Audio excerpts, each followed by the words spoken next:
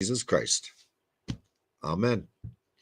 Today, as we continue along, we're on Paul's journey, his third missionary journey, as we come to Acts 20:13 through 16. And he's on his way going back to Jerusalem. So we come to 13.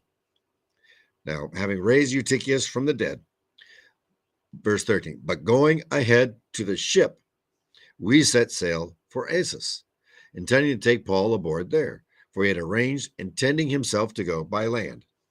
So in other words, he has them go by ship around the peninsula to go visit over here as he goes the 20-mile hike over land in order to meet them there. Now you could ask kind of, why is this all happening? Well, there may have been some physical thing, just need to walk, especially having been stayed up all night long. Most likely still had some things to share and talk with some of the disciples that were there. So most likely we're going to walk these 20 miles. And as we're walking, we'll walk and talk and teach and share and go forward.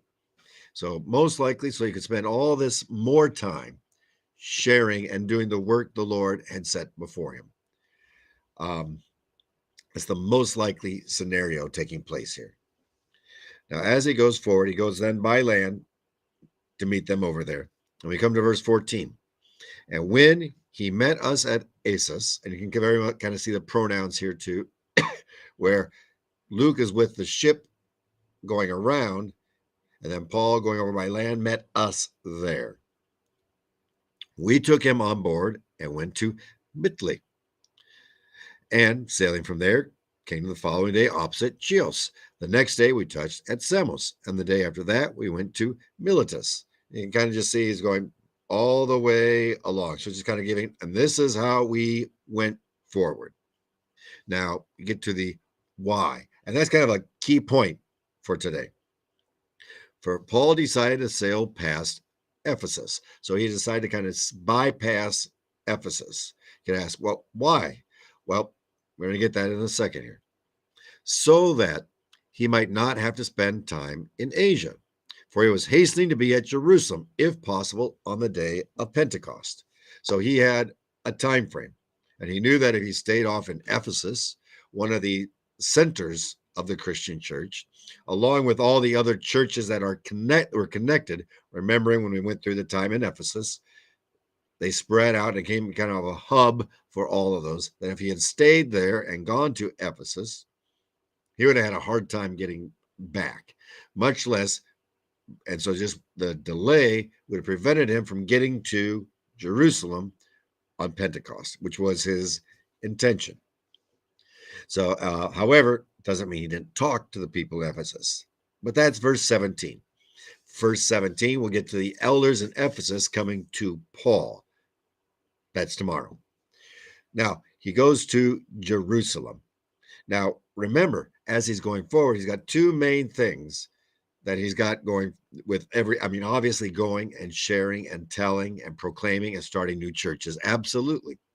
Remember, throughout this as well, he's having a collection among many of these churches for those that are in need in Jerusalem with the famine and with everything else that's happening and taking place. So he's bringing that, collecting this. And so the saints have collected this money to go to Jerusalem. And his intentions to be there at Pentecost, the anniversary of the church. And kind of the thought pattern, you can see what's going on here. Because yes, it was collection for help. There was this need that was there. But what was Paul also doing in regards to all of this? He was working at creating unity within the church. Because there had been division, there had been argumentation, and so he was trying to, with the church as a whole, and with some of the argumentation, Jews, Gentiles, etc., trying to bring unity back to the church. And very rightly, what is one of the greatest ways to bring unity within the church? To serve one another. And so the Gentile churches were gathering to serve and be of help to the church in Jerusalem in a very real and tangible way.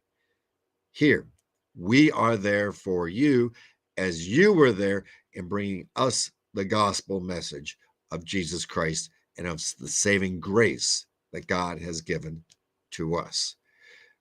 Wanting to create unity within the church, to make sure they was there on Pentecost, the birthday of the church, remembering the incredible gifts and unity and blessing and 3,000 baptized on that incredible holy day.